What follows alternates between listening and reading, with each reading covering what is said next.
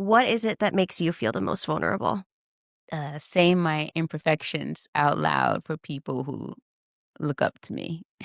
It's Mm. really tricky to be, um, aspirational and also say all of the things that you're working on all at the same time.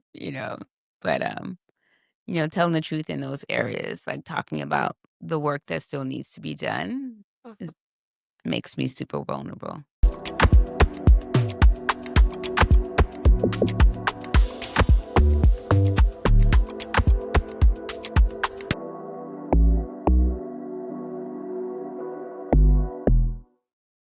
Hi, friends. Today is a big day. I have my dream guest coming on, Miss Danessa Myricks, the queen herself. I could not be more thrilled. I'm going to gush to her once she comes on, but I just wanted to quickly jump on and say how much I love her. Um, and I don't even need to tell you or anyone how amazing she is because honestly, every time her name is brought up in a room, it's all anyone can ever talk about. She's probably sick of hearing it, but we all need to hear it. We put ourselves out there and we are vulnerable, and she is so good at that. And the way that she connects with people, whether she is doing artistry on their face or teaching a master class or just speaking words of wisdom, is so incredibly compelling because of the vulnerability that she offers up. And I've admired her ever since I've met her. We've had the great pleasure of working together a handful of times through my work at Sephora. I've hosted her for Sephora's House of Beauty master classes a couple of times, and I've gotten to sit backstage with her before she went out and see her process. And I have the same process, in our own different ways, but the way that she centers herself before she goes out, she closes her eyes, she takes a deep breath, she does a little meditation, or at least that's what it looks like. Um, and I think it's so important because the energy that you put out is so important. And that's what I think people are so attracted to about her is her energy. I mean, not to mention her fire products. Can we talk about Danessa Myricks Beauty? Because honestly, the beauty directors were talking about Danessa Myricks long before she came on to Sephora. And when I say the beauty directors, I won't take credit for that. I mean my fellow beauty directors that I've worked with in the past. Um, Everyone who was a legitimate artist knew who she was, and they were like, "Why don't we have Danessa at Sephora?" And then finally we got her, and it has just been such a dream, and so inspirational. So I'm gonna stop blabbing. She's gonna be on here soon. Also, I wanted to mention this is my first time filming virtually with a guest, so I was, like, a little bit nervous, but at the same time, it's almost, like, less nerve-wracking because I don't have someone coming over and I don't have a team. Like, I'm literally just doing this on my own. I should take a BTS so you can see my like rogue setup at my couch. But this is how I want to do my podcast. It's real, it's raw. I invite people into my home, whether it's in person or virtually, to get cozy on my couch and talk about the real shit. So I can't wait to have this conversation. I can't wait to share Danessa with you all because she's so special.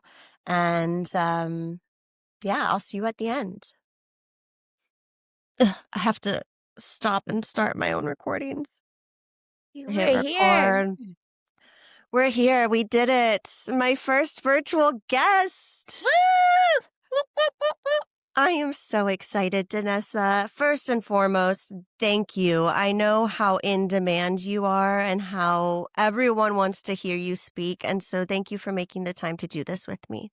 Oh no, I love this and I love you and this is where I want to be. So I'm really grateful for the invite. Yes, I have to gush on you just a little bit for a second. And I'm sure you get it all the time. But I think also, no matter how much we receive love when we put ourselves out there in such a big and vulnerable way, like you do, it's always nice to hear it and receive it. So I just want to tell you, and I've told your team this too, I cannot say your name in a room without people lighting up.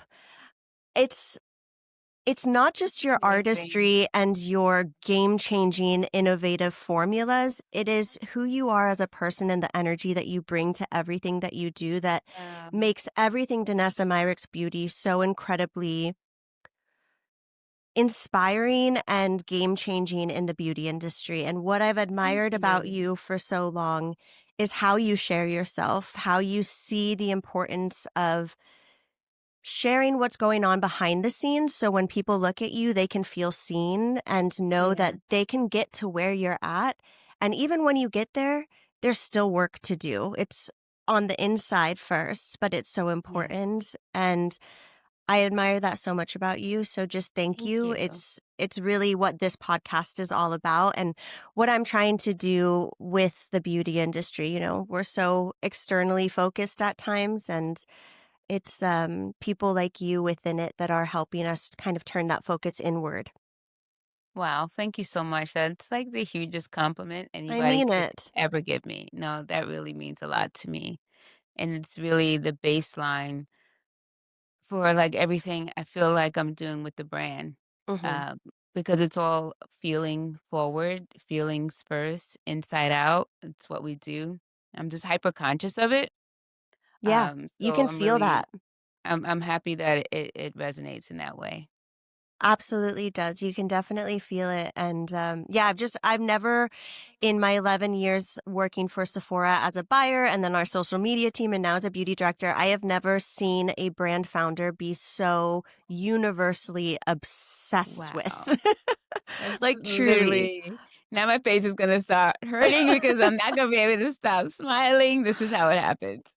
It's true, it's true, but, yeah, so thank you for being here. I before we fully jump in, I always like to give my guests the opportunity to share just a little bit about themselves and their brand or what they do in their own words. So if you wouldn't mind.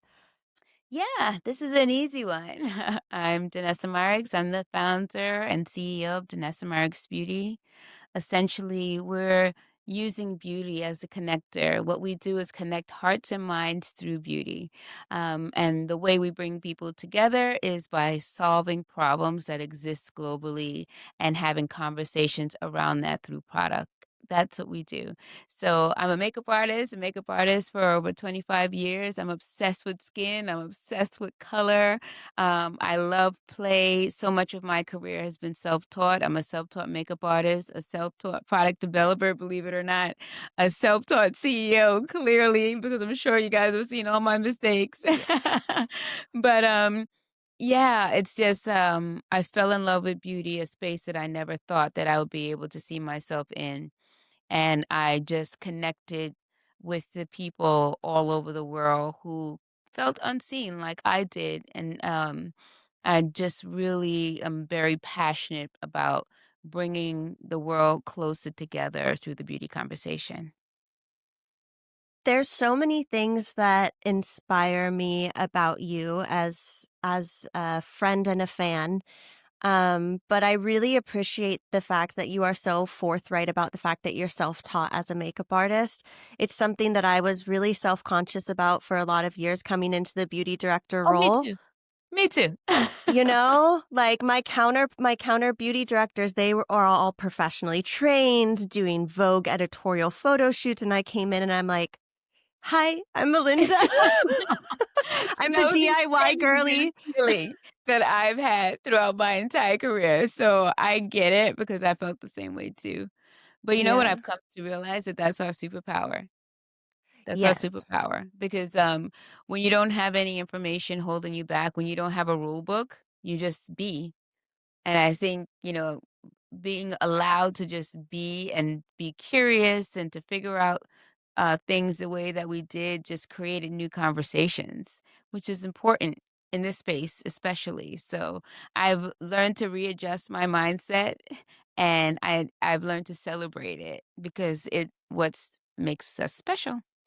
Yeah, I actually wonder how much of like your because it is hard to innovate in the makeup space right now because it is so saturated. Yeah. So much has been done, but you continue to innovate in a way that surprises me every time, and I'm like, how is this woman doing it? And I wonder how much of that comes from being self-taught and kind of not having those parameters around as an artist.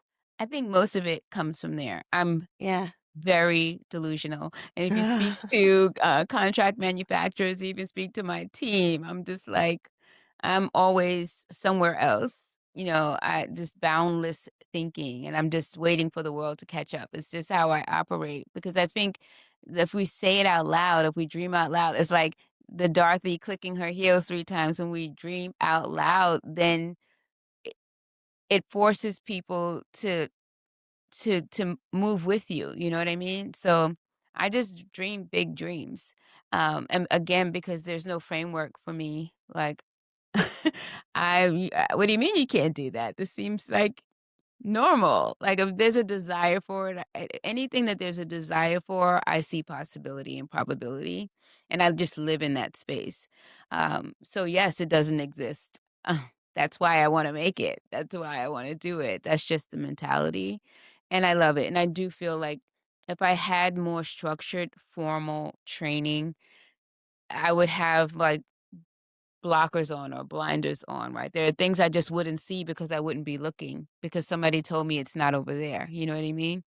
And Yep. so I a lot of it is that, and I think a lot of it is that I'm still very close to the people I serve. Like, it's a big deal for me. It's like I'm constantly hearing people's woes or other people's wish lists. So I'm hearing dreams around me as well. So there's just that's the input that I'm getting. Not the "No, you can't do this," but, "Oh, I wish I had," or "I wish there was." Like, those are that's what I dial into mentally, and that's the space that I operate from. That's beautiful, and I hope it's okay that I say something about this, and we'll cut it out if not, but Yeah, I actually saw that you posted yesterday about dreaming, yeah. in such a beautiful way, and I just wanted to say how sorry I am for your loss. Oh, I appreciate Um, that. Thank you. no, truly, and this is what I'm talking about when I say that you show up so vulnerably and you share your pain through the process, and it makes someone who's as aspirational as you within reach for those who think that they can't. Um, for those of you who might have not seen Danessa's post, I screenshotted one of the slides that you posted because it resonated with me so much. The word audacity for Yeah. me lately has been driving everything that I do in both my personal and my professional life, which is coming back together at the moment, but crumbled down to just about nothing recently. And we know when life crumbles, it just Yeah, means it's creating space for what's next. absolutely. But I resonated so deeply with this message of dreaming and audacity. So I just wanted to read it. It says, have the audacity to dream again after losing everything. And I literally, I'm going to cry again. Um, to keep teaching what you're still learning, to lead while bleeding, to create while questioning your worth, to love your calling even when it doesn't love you back yet, to show up when your voice cracks, Mhm. to speak your mind, keep saying, even when it keeps saying, who are you to say that? And this is like the power behind you. And I just so appreciate your vulnerability, and I can't reiterate that enough. So thank you for being here today and for showing up, um, even in the pain and sharing yourself. I really, really appreciate that. It's so interesting. I started doing those quotes, I don't know, maybe it's been about a year now. I used to always do quotes, but it wasn't consistently. And, I spend a lot of time out in the world, and, I have like seconds with people, and when I meet them, like, they're giving me their whole life, their whole self, and asking that, they want the answer that's gonna change everything for them. And I always am like, "Oh, I knew the right thing to say, like, in this moment at all times." I struggled with that. Like, I lose sleep at night about it, because I'm like, in those moments, I wanna always say the right thing. And so, because I don't have the time to talk to every single person on a deep level, I decided to do those quotes, because if you go back and you look at any of those quotes, it's some of them are passages from books, some of it is, quotes that I found on other people's pages, some of them are things that I said or I thought about, but I put them all together so when you read them one after the other, it's like you're in conversation. Yeah. So it's like I'm talking to you. And that's what those Sundays are for me. It's me first talking to myself, but then just saying it out loud in conversation with whoever's listening and whoever I always find that the person who needs to hear it always sees it, and it's always at the right time. And that's what people tell me when they read it. So, I was beginning to get emotional just hearing you say that, to know that it connected with you Yes. in that way, and it was very clear, through that post, like, why I posted it, but it had significance for you too. This is why I feel like you mentioned earlier, like, showing up the way that I do vulnerably, that's why, because or else why are we here? When, Mhm. when we can't affect people, um positively, then what are we doing, right? And it's something that I had to learn. You talked a lot about, insecure, showing up insecure in this space. That's been most of my journey. But the healing that I've done by telling people that I'm self-taught far outweighs the insecurities that I had previously. And so I'm finding that our superpower also is when we show up authentically and vulnerably, that's when we really create change. That's when we can have real effect on people. Um, so it's just really interesting, the things that we're so afraid of are the things that we really need to be doing the most. It's the thing that's going to move the needle for the most amount of people. I'm smiling ear to ear because we speak the same language on this subject, and I just couldn't be more happy to hear it. If I could clone you a million times and make and just fill the beauty industry with Danessa, I would because I feel so passionately about the message that you share. Um, so thank you for allowing me to share that with you, and allowing me to connect with something so intimate to you in my own way. But it just really shows, like you said, how so many people can connect when you share yourself, and that's how you can create change. Um, Absolutely. all right, let's take it back. Let's rewind. So Okay. you were born in Queens, New York. You're a New York girl. Yes, I am a New York Oh, girl I through lost my and through. earphone. Put it back in. Can you tell us just a little bit about your childhood and which aspects of it, both good and bad, because as you know, we've talked about here, sometimes the quote unquote bad or the quote unquote difficult can sometimes be the most rewarding in the long run. Yeah. How those things impacted who you are today and also how you've built your brand. Yeah, for sure. So maybe I'll talk about the good first and then the bad, because that leaves into the brand. Um, I grew up in a town called Queens Village in Queens. So I had 9 brothers and sisters, living in a house, but we were Wow. poor, living in a working class neighborhood. So we had no money. We literally were just affording the 4 walls around us. And this is all me looking hindsight. While I was living it that life, I didn't know how poor we were until people Sure. brought it to my attention. But what I got from my childhood was 2 things very specifically.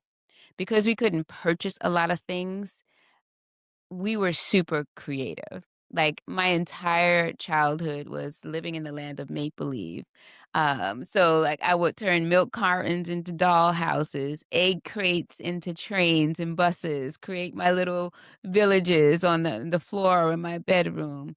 I remember, like, making skates and skateboards out of, like, scrap things. Like, we would do, uh cake and pie sales on the street, but it was really mud pies decorating with flowers and leaves. Like, That's we amazing. literally lived in a land of make believe. We Oh, just used our imagination because we didn't have physical things. And the times when we did have things, it was always associated with art. It was paper, pencil, paint, chalk. So those are the things that we had as toys or tools at all times. I was obsessed with origami. My mother took me to the Museum of Modern Art, and I learned about origami, oh my goodness, I was making everything. I was dragons, whatever. If you gave me a piece of origami paper now, I wouldn't know what to make. I would just make a little napkin because I lost it all. But I just love playing with texture and color. Um, d- that was our entire childhood. I also got to see my parents, who were both entrepreneurs. They worked around the clock. They had a cleaning business where they cleaned like offices and homes. And so I think early on I understood what it meant to own a business and what that took. So I Yeah. saw lots of hard work all the time. And independence, and we were latchkey kids, so we pretty much had to do pretty much everything, make our own meals, get in and outside of the house, create our own story times, with our toys, like, that's how we lived, but I'm very grateful for that because, our minds were fed in a very different way, and Mhm. I had a really great example of the hustle, for lack of a better word, and, like, what can come of it. My father in particular, when he grew up, he wasn't allowed to go to school. Like all the girls, his sisters were allowed to go to school, but he had to work in the field. So he missed an education his entire life. And it wasn't until he was an adult with children that he was able to take the time and go and study at night to learn. But he was able to accomplish so much, raise his family, get us a house, all of that in spite of the things that he didn't know. So, my parents, I learned possibility from them early on. And as I get older, the more I see, I'm like, wow, hindsight is so clarifying because I'm just like, what they were able to do with so little is it's insane, but it's also super empowering. So I think that was so much of the good that I came up with. I Were think the they, bad. if Mhm. if I may, Yeah. were they vulnerable with you? Did you know their struggles growing up, or is it more so in hindsight, in retrospect, that you can see that? Very much in hindsight, Yeah. I thought this was normal. I thought everybody's parents, like, worked all day and all night. I thought that's what they're supposed to do. Yeah. You know what I mean? I didn't It's have all a you knew. context to it. Sure, Yeah. sure. How did you end up finding your vulnerability? Through that I think, again, it's I think it just came from when you have a moment where being vulnerable, whether it's like a one-on-one, and usually it would have been in that scenario when you realize, um what it and who it affected, you just more and more open up. But I Yeah. didn't get it from there. My parents are Yeah. very strong. They put on great face. They didn't worry us with those things. I mean, they just said, "No, you can have it." It's quite Yeah. generational, isn't it? Yeah, Like, very much I so. I look at my nephews who are, all under the age of 8, and I'm like, "Oh, wow, like, vulnerability is baked into your everyday. How Oh, yeah, you beautiful." will know their feelings every day. They're Yeah. forever telling you their feelings. "Okay, what I'm feeling right now is dot, dot, dot." Yes, That yes. generation, they're good at telling you how they feel. It's so different. Okay, so It is. and then the other side of your coming up. Yeah, I think the other side was, inside my home, our family unit, you have your parents, telling you that you're great, you could do anything, you're beautiful, all those things. But it's when you're actually old enough to hear the world talking back to you is when you start to feel differently. And, when I was opened up to the world, like through school, primarily, and even through work, I got to really feel how cruel the world can be and how, opposite they thought than the people who loved me. The standard of beauty was very, very different. I was bullied like my entire life in school, but it's very middle school and high school were the worst because I was aware of the things that they were saying. I mean, when you're younger, you're like, okay, whatever, you don't like my pants. But, when you're like middle school age, like things become really real. Like Yeah. we were making our own clothes. Like I was sharing clothes with my sister, we sharing shoes, like, and people will tell you, "Didn't your sister wear that yesterday and you wore that today?" Like, it's like I just realized that I was poor from the people around me. "Oh, I'm not beautiful, I'm ugly, actually." "Oh, I didn't know that." I was voted, like, most ugly when I was in middle school, like, it was very cruel and Was very that a harsh. actual It was a vote? thing. It was a That thing. is It didn't appear in the yearbook. outrageous. It didn't appear in the yearbook, but, in the lunchroom, you know, that label was clear. And, so it was there where I fell deeper into a shell. Like, I was very Yeah, quiet, you know, I was very much alone, and I was very much filled with the things that I lacked. It's a very different feeling. And when somebody bullies you for things that you can't change, like the texture of your hair or the color of your skin or the shape of your nose or the shape of your body, like whatever it is, when it's something that you can't change, it feels even worse. And then when you don't see any signs around you outside of like your family unit, we don't see signs that, oh, maybe they're lying. When you don't see yourself anywhere else, you don't see yourself on TV, right. you don't see yourself in music, you don't see yourself in the store when you go buy a thing. Like when the world around you is telling you that you don't matter, that's when it feels very different and it becomes heavier and it You've begins to seen it change from how you multiple you see the angles. world. Yeah, for sure. But I'm glad that that happened too, because it really is a driving force behind everything that I do.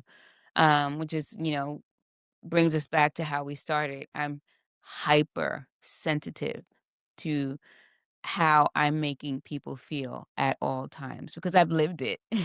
And I didn't like feeling that way in any sense. And so I would never want somebody to feel like they don't matter. So it's Yeah. super, super important to me.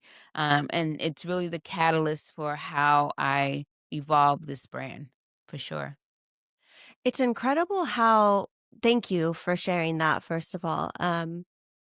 It's just incredible how the ones who struggled the most at a young age become the most empathetic and the Yeah. most just open arms. You hear so often hurt people, Yeah. but there are so many hurt people who just create safe spaces.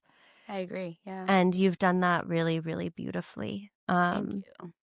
You mentioned, kind of beauty standards, and that's something we talk a lot about on the Beauty Manifest is screw these beauty standards.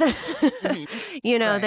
They're just making us all sick. Yeah. Was there a moment in your life where that first made you question society's definition of beauty, and how did you come to a place of redefining it for yourself? I mean, there were 1,000 Yeah. moments. I mean, because this is like 1,000 little cuts over a period of time. But I think when it became more urgent for me is when I was immersed in the beauty space. If I could first talk just about me, I didn't think that there was place for, a women of color in this space ever. But my Mhm. mind was changed when I was working at a publishing company and I saw a beauty shoot put together and like the makeup artists were of color, the photographer was of color, the models were of color, and everybody was looking beautiful. And so I was like, oh, it's not that this is impossible, it's a choice. Is Mhm. when you want to see someone celebrated, you do the work to make sure that that happens. So it changed my perspective, and that's for some people it matters and for some people it doesn't.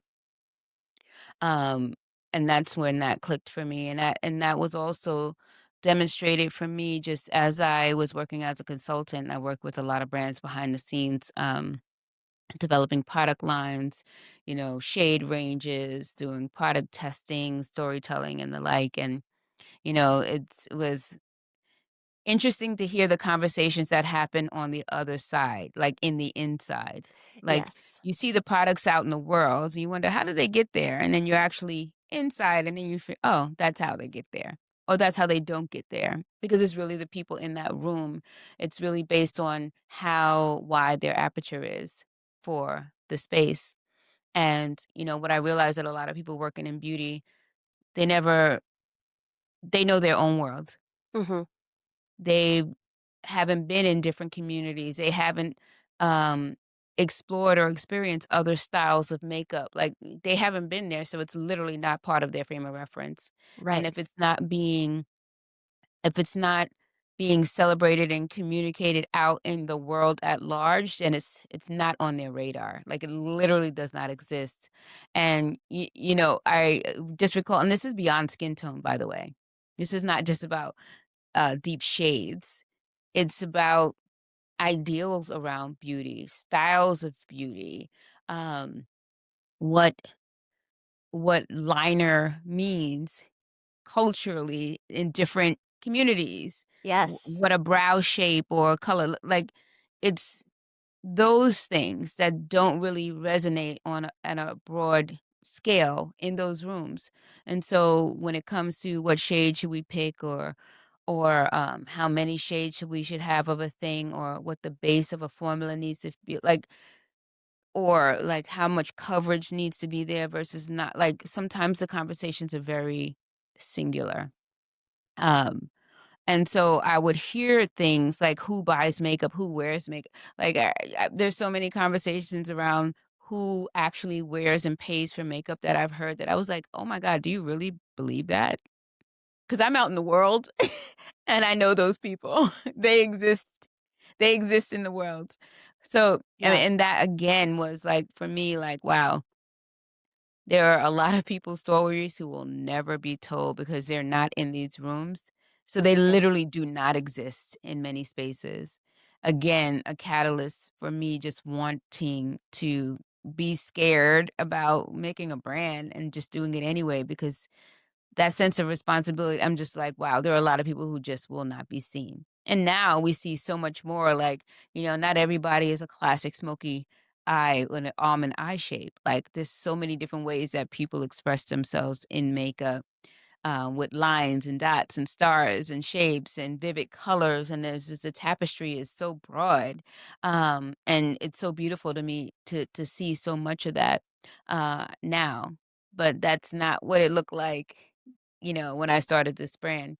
When I started building this brand in the early 2000s, believe it or not, it was a completely different landscape. So, um, to answer your question, it was really, in a thousand different ways. But as I traveled through the beauty space, it was very evident.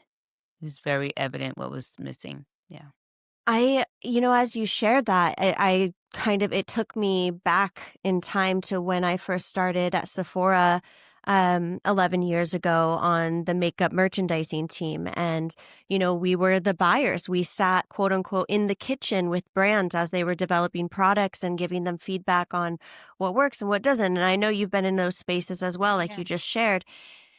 And that was so much of my experience as well, sitting through those meetings. Oftentimes, you would look at a brand and it's like, you guys are amazing. You're beautiful. Love what you're bringing to the table. But there's so much more outside of these Yeah. walls. And Yeah. unless we can bring in those life experiences and those cultures and that Mhm. diversity, it's just not possible to have everyone belong. Yeah, 100%. And it's so interesting, a lot of those conversations are centered around the past because, in business, we rely heavily on data. Yeah. And so people are using data from the past to talk about what they're going to do today. Yes. But if we keep going to the past, there'll Yes. never be a different tomorrow. So at some point, somebody has to say yes, and Yes, there's more. I Yeah. love that you say this because when I was on merchandising, yes, of course I was pulling reports on historical sales, Hmm. and it's like, okay, what Hmm. performs, what doesn't. And you'll look at that performance and you'll be like, well, these shades are the highest performing or highest selling. Yeah. Well, if the other shades weren't on the table, They how do we weren't know? even there. You Yeah. go. Yeah. And it seems simple right now, you and I having this conversation, but it's not simple to have that argument in those spaces ever. It's very interesting. You have to want to take the risk, or you have to be like super intentional about wanting to see something different. and it's that intentionality that I've, leaned into. Okay, well, I'm I'll so take this sorry. moment to move this pin out of my scalp. Oh, I hate that feeling. Oh my Just gosh, digging in. okay. I was a competitive dancer growing up, so I know bobby pins well. Oh, yeah, I'm having a little bobby pin drama. Okay. I know that something that you mentioned that stuck out to me was how we often look at data. We're Yeah. looking at data to give us direction on a lot of things. And Mhm. I think there's a huge importance around looking at more than just the numbers, right? So this actually brings me to one of my questions for you because I was thinking about this and I know that you are very in tune with yourself. You can see that and sense that in the way that you speak and the way that you share yourself. So, how do you balance your intuition or that gut feeling or that purpose driven thinking with data? Like, how much of each goes into making decisions for your brand? That's such a good question. That's why, I had to, like, do Danessa Myricks Beauty because no one wants to hear about your gut. Yeah, No one wants to hear I that, do. you I want to hear know? all about your Thank gut. you. But most people, they I don't give know. a crap about your gut. It's give me proof, If you're give me spending somebody numbers. else's money or you're in somebody else's space, they wanna be hyper sure, and so data always wins. But Yeah. for me, my whole career has been so grassroots and so with the community, so with the people. It's where I started. It's how I've navigated my entire career through. So, I'm always gut first. For me, gut first. Data for me is important. Obviously, I'm the CEO. If I'm not looking at data, I'm in trouble. But I keep it in context. It's not the full story, is what I know. It's so interesting. I mean, I could talk about data and my love-hate relationship for it for hours and hours. To give you a perfect example, it's like, we had this. I'll just use shade because it's like the easiest conversation to have.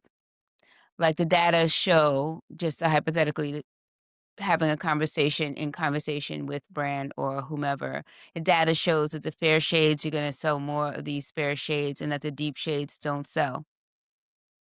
And then you look at the deep shades that where the data is reporting on, and when you actually look at the shades, you can say, "Oh, this is why it didn't sell. They're not the Mhm. right shades. They're Mhm. not the right undertones. They're not." So Undertones, yeah. there's story behind it, right? So for me, because I understand that and I can see that and it's tangible for me, I'm able to easily process, yes, the numbers show this, but they also tell me other stories that they may, data can be interpreted a lot of different ways. But if your aperture is wide and you're open, you can there's more that that same exact data can inform. Right. So, um, I even have examples within my own brand that, the data said one thing, but what it told me was something different. And I had to do other things to shift the numbers. It's just how you look at data. But for Yeah. me, I'm always looking at data people first. Yeah. Like I'm looking at the people first, and then does the data support that? And if it doesn't, then how am I not serving the people properly? Like, what do we miss? It's always something to do with the people or how it's always there for me. Yeah. Um, did we not create enough value? Um, did we curate it properly? There's so many things. Um, but it's always, I think if you focus on your gut and how people will respond to something, it always wins. It always wins, especially when you're operating from a space of problem solution. Mm. Like, if I know that this problem is real because I've heard it, then Firsthand, yeah. I know that this thing will solve it, then I know that there's a customer out there. But if you're not Yes. listening and listening broadly, then you wouldn't know that. You wouldn't know that that's a pain point if you never asked the question. So I'm it's the so people glad. and the data, but the gut knows. The gut is responding to the nuances and how people feel, I think. I love the way you described that, and I resonate with it through my own experience. When I used to be on Sephora's social media team, I managed our YouTube, I launched our Instagram video Mhm. program, and this was before we had a big team. So I was running all of the analytics for our social performance. Mm. And you can look at numbers all day long, Uh-huh. but I would sit back and think, okay, why are these numbers not adding up? Why is this video doing just as, I'm sorry, why is this video doing just so much better than this video? But Mhm. it's the same topic, it's a similar story. There's no reason why one would work better than the other. Yeah. So, how do I dig deeper on that? How do I find the human connection behind it? And so I would go Yeah. into the comments, I would go into the Yes. DMs, and I would Yes. listen to the people, the humans behind these devices. And Absolutely. what I found was that the video that was performing better, people were connecting to the authenticity and the vulnerability that the person on camera was giving. And as the Mhm. person that was on set coaching our talent on, what to say, what not to say, as Yeah. far as application and legalities, Yeah. I started to take the opportunity to really create a safe space for our artists Mm. and founders to come in and be a little bit I more love that. themselves, a little bit more vulnerable. And the content started to skyrocket. Not only did the content not start just to do better, but the internet trolls chilled out Yes. because when they can see and sense a real human and not just think, oh, this is Sephora, a corporate Right. retailer, they Right. can see that someone is real behind the camera through their vulnerability or through just sharing a little bit more about themselves versus focus Yeah. just on the formulas or the products. Yeah. There's a connection that happens and there's more empathy that happens. And that's how we build community through the Yes. digital space. And I think Yes. you're doing that so beautifully with your brand and the products that you innovate. And people can really sense that. I appreciate that. Thank you. Thank you. Yeah. Yeah, But you have to absolutely. really I love that example. It's such a perfect example because you have to if you were just looking at pure metrics, I would have never known. yeah. I Yeah. would have never known. For me, I completely reprioritize the way I look at content. And not just that, I started to feel the responsibility of the platform. And it was a big Mhm. part of the reason why during the pandemic they asked me to step in front of the camera because we had no way to film with anyone.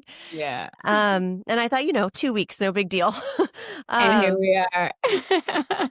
Yes, but it was a big part of the reason I said yes was because I started to feel that responsibility, and it's always been really natural to me. I am my mother's daughter, and she was such a open book. I love And that I so much. thought, if I can do this so naturally, then I should, because I think people who feel comfortable giving themselves in that way, I really hope they do. Yeah. Because the more of us that do it, the more of us can connect.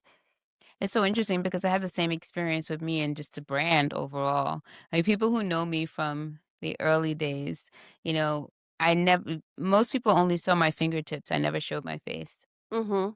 I didn't start showing my face till the pandemic actually. Oh, you and me Till the both. pandemic. Yeah, because I was so self-conscious, there's still a lot more healing that needed to happen in terms Yeah. of, nobody wants to see me in front of the camera. They wanna see a model.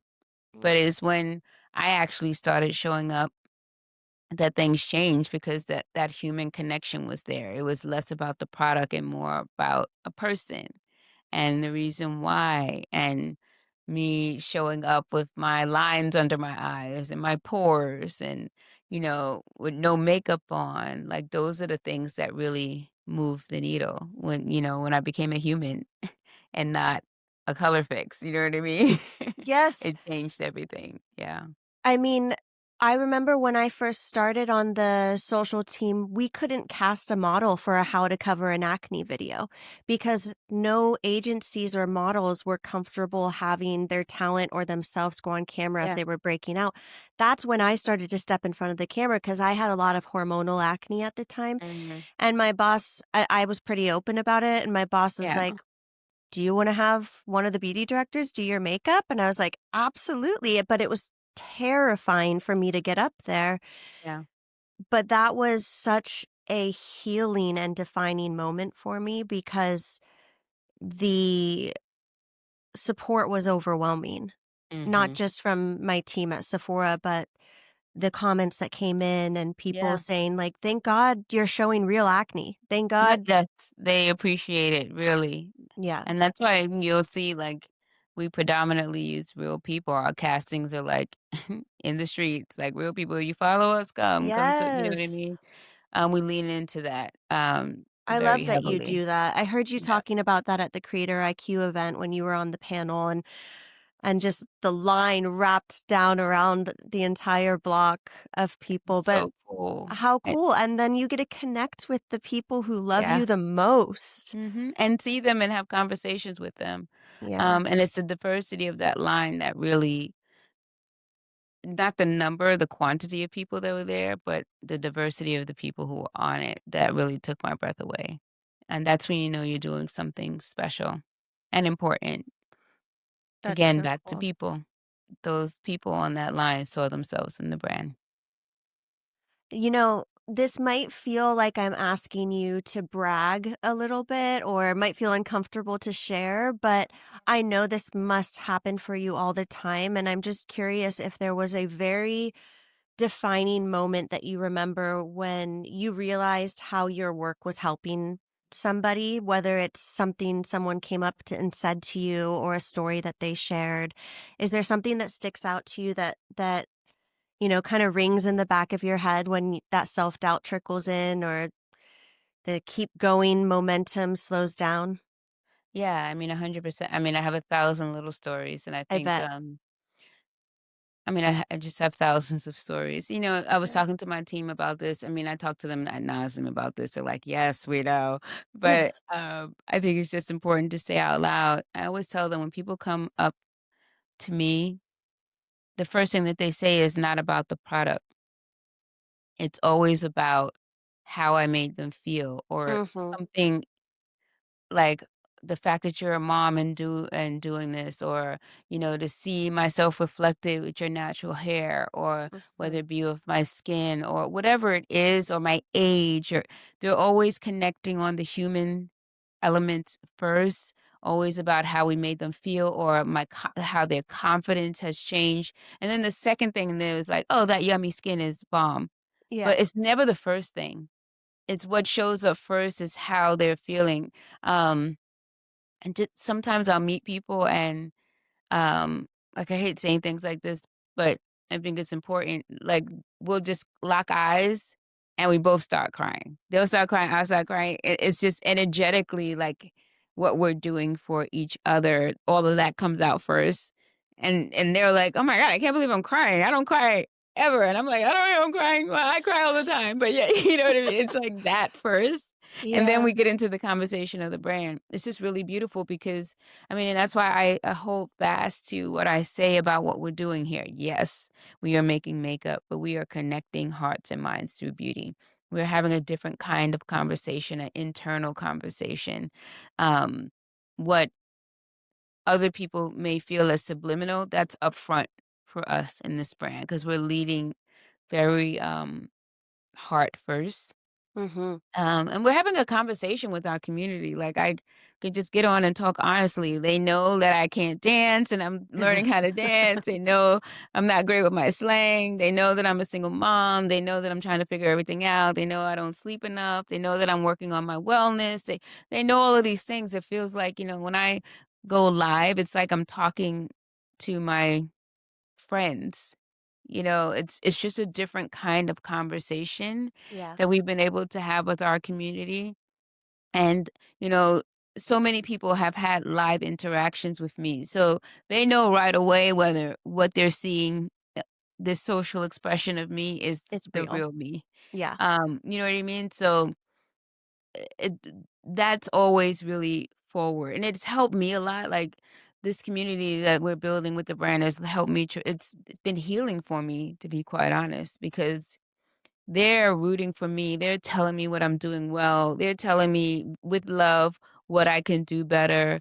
Um, the things that I'm not confident about, they're telling those are the things that they're saying I'm great at, you know what I mean? So it's like it's very healing, for me. So it's just a different kind of dialogue. When I launch a new product, they know that I made it for them because we've been talking in DMs. People are always, um, weirded out by the fact that they're surprised that I'm answering their DMs. I'm on that page commenting back. It's physically me. I haven't removed myself from the client experience, the customer experience of the brand. Like literally, it's what fuels everything that I make. Yeah. It's fueling everything. So it's that connectivity that I think is so special and is very personal to me. So if I'm in a lab, I'm thinking of every one of those people that I'm gonna meet on a plane or I'm gonna meet, walking down the street and like if they see me, what are they gonna say when they see this? Like what is their personal experience gonna be when they touch this? That's what's in my mind at all times. So it's very hard for me to not consider like it's impossible, I'm gonna be honest. Like there have been so many projects that were almost like projects that I spent a lot of time and energy and gave a lot of um intellectual property away to a contract manufacturer in the development of that I just stopped and never launched. When I found out that it's not going to resonate well for this person or this skin tone or whatever, I just threw it all away. This really beautiful idea that I spent so much time on, I just can't do it. I can't, I cannot make a thing that everybody can't explore and experience. I just can't do it because I'm really so hyper focused on how this thing is gonna make someone feel. So it's the driving force behind everything. Yeah, and I think what's so cool is that, it kind of goes back to what we talked about in the beginning of this episode. It's like Mm. being able to heal yourself while trying to help heal others.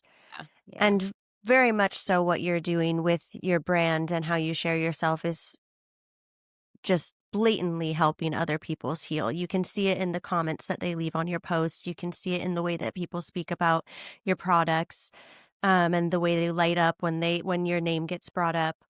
It's really Um, but it's a new idea, isn't it? I mean, I've had people kind of challenge me on it, being a mental health advocate and saying, in one way or another, essentially, like, why are you posing yourself on your platform to speak to mental health when you're struggling so much yourself? I mean, but And that's it's why. exactly. Because there are so many people who are struggling, and what they need to hear is that they're not alone.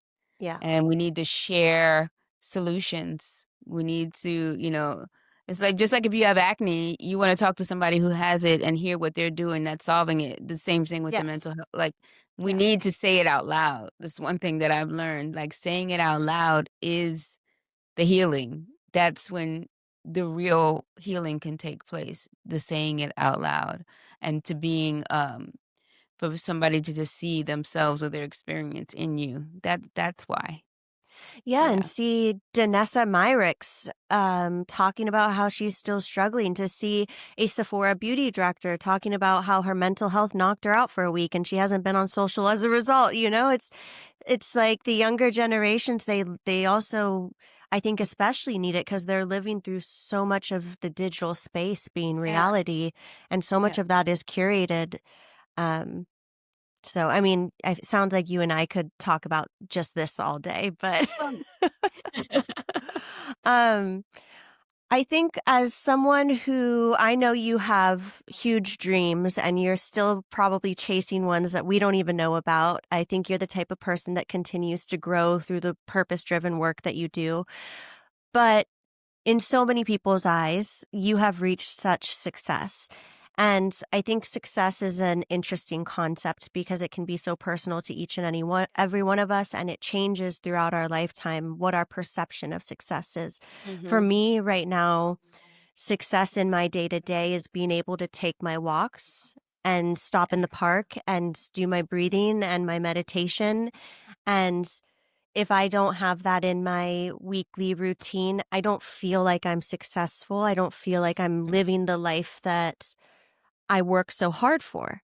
So maybe you could tell us a little bit about what success means to you and how you define it now and how you want to define it moving forward. Yeah, I think we're very similar in that, when I think about success for me, the first thing that comes to my mind, am I doing the things that I said I was going to do? Mm, Am I being true to myself? That's first. Because if I'm not, then it doesn't matter anything good that's happening around me. right. That's first. I think Yeah. second also is that, am I paying attention to all the things that matter the most to me? So relationships rise to the top there, and that includes the relationship that I have with myself. Yes. Um, First and foremost. yeah, for sure. If I'm not learning and growing, I I I don't feel successful. Even if something great happened, it has to if I haven't changed, if I haven't evolved, if I haven't learned something new, um, and something great happens, I can't feel good about it because I don't feel as if I was a part of that, if that makes Mm, sense, because I'm not working on becoming better. And then as it relates to the brand, like success for me, is when I look up and I see who's using this brand. Is that the story that I wanted to tell? Am I seeing everybody when I look up? Like, yeah. that's when I feel successful. When people see themselves in the things that we're creating in the community that we're building, that's where it comes from. And if that's something that is like a slow engine, then so be it. A lot of people think that this brand just launched last year, or the year before, or when we launched in Sephora, and there's so many years ahead of that. Yeah. It's really been this slow and steady build, but that's okay because I feel like we've been digging deep. We have great roots um, in our growth because we've been taking the time to be like super careful in everything that we do. So that feels successful to me, even though if it was slow, it's showing up the way that we envisioned it, which I think is really powerful too. I'm so glad that you brought up timeline and like the feeling of it being slow because I think so many people get caught up on, oh my gosh, I'm this age and I haven't accomplished this yet. Yeah, And I yeah. remember reading Vera Wang talking about when her career really launched, and it wasn't until much later than she expected. Mhm. Yep. And people look at her and probably think like, "Oh my gosh," the same way you're saying, "Oh my gosh, Danessa has so much success." They don't know that behind the scenes there was years of you building this Yeah, brand before it really popped off for you. yeah. Um, and I Yeah, and I'm think it 55 and it's just getting started. So like if there's anybody out there who's like it's too late, it's too you no.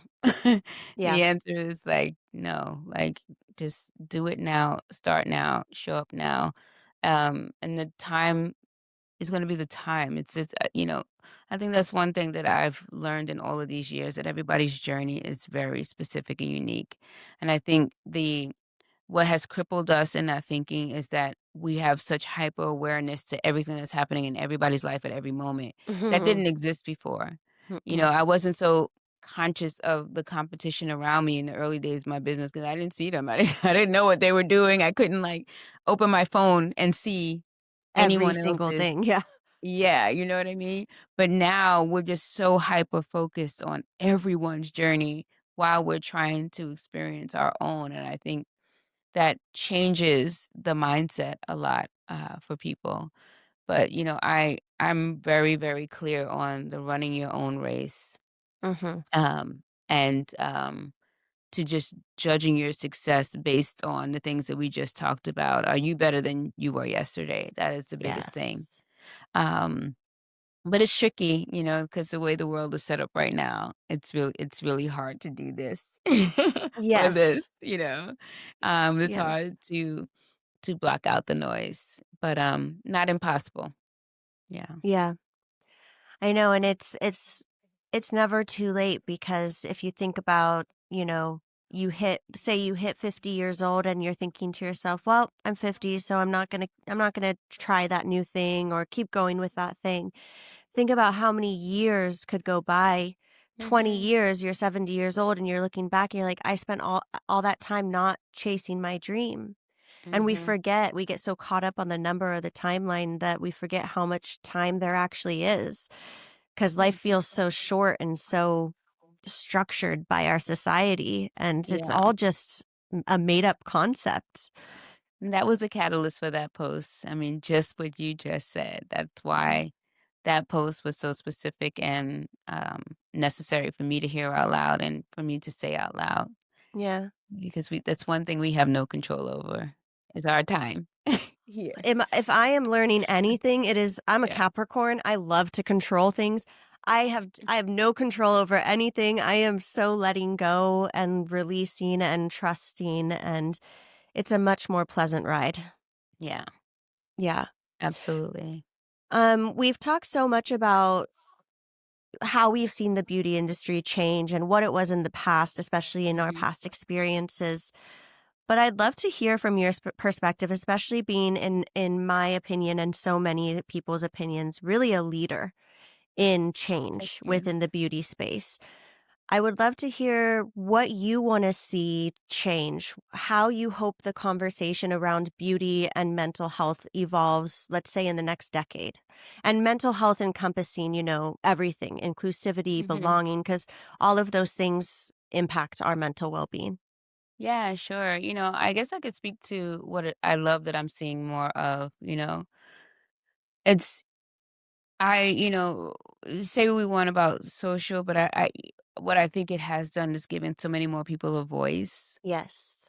And so this is what's so beautiful for me right now when people with love can like factually just open their phone and tell the story about how a thing or a product or whatever is making them feel and Mhm. championing for the change that they want to see.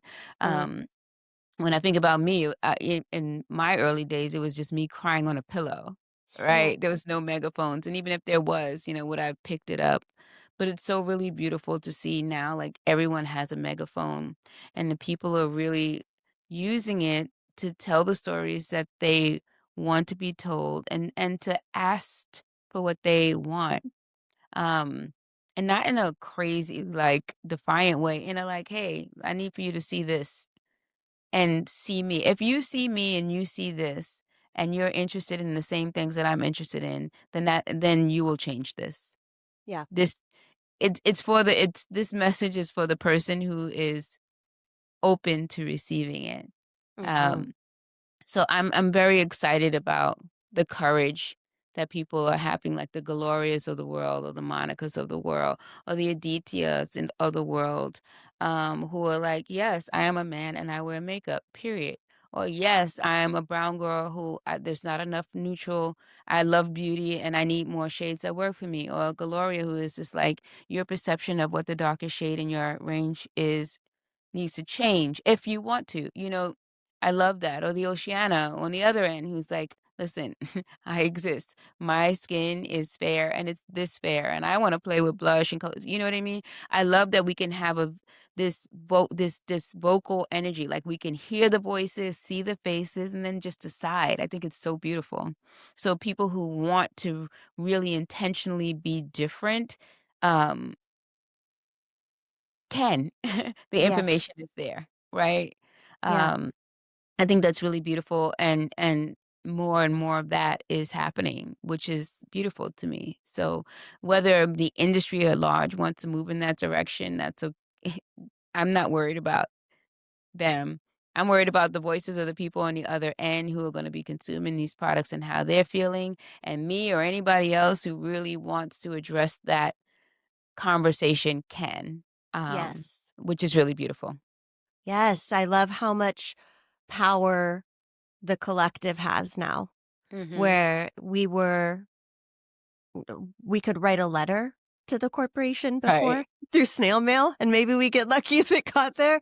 Yeah, And and you're now, lucky if the right person opens it, but yeah, now everybody in that office will know what that letter said, you know what I yeah, mean? yep. So it's I not love that so necessarily a much. person that is, being a barrier. Yeah, I love that so much. I hope to see more of it as well, and I hope Yeah, to for see sure. more of it. Um, really authentically. I think, Yeah, that's the message that you were driving into, but like you said, say what you will about social media. There's the good sides and the bad sides, and there are people out there that are looking for clicks and looking for whatnot. the And rage baiting. yeah, I really hope that through the connection and through energy that we can sense what's real and not, and really Yeah, grasp onto the authenticity of it all. agree. More of that. I love that. Danessa, Yes. I have to tell you, when I started this podcast and the concept behind what it is and what I'm trying to do, you were my dream guest. Oh, And when we worked together at Sephora's House of Beauty, and I've hosted you a couple times for your masterclass, and we sat backstage and you would talk to me. And the second Sephora we did together, we were chatting about my podcast, and the next day you came back and you had listened to an episode. yes. There are not a lot of people as busy as you are and as successful as you are who would go out of their way to do that and then come back to me and give me such beautiful and motivating feedback. And Oh, you did that, and I want you to know how much it helped push me forward in this, oh wow. because I Thank really you. did struggle with stupid imposter syndrome. Yeah. I know um, her. yeah. She's a pain And in the butt. my gosh, I'm like, now I look back and I'm like, Melinda, you ran Sephora's social media platforms. Why couldn't you start a podcast? Yeah. But sometimes, it's that one person that says that one thing, and you were that one person. And so I just want to thank Wow. you. Um, Thank you this for is, sharing that. yeah, this has really come full circle having you come on and share yourself. And I know how many lives you're changing through the work that you do. So thank you, thank you, thank you. I You. love you a million. I can't wait to see you again in person and squeeze you. I just get so much joy every time I see your face across an event, and I'm like, Danessa's here. Thank It's you. going to be a great day. Oh my god, thank you for saying that. That's awesome. Yes. Yeah, I'm your biggest fangirl. Um, I don't get nervous for many of these interviews, but I was a little nervous coming in, just because, not because of you, like you make me feel very comfortable, but just because of the importance of the conversation to me. Wow, So, I appreciate that. Well, this is really beautiful. I love having this kind of conversation around beauty. That's not about the numbers and a new product launch. I yeah. love all of it, but this is really special. There's not Yeah. as much as this, so I think your perspective is so necessary Thank you. and beautiful. And thank you for allowing me to be a part of it.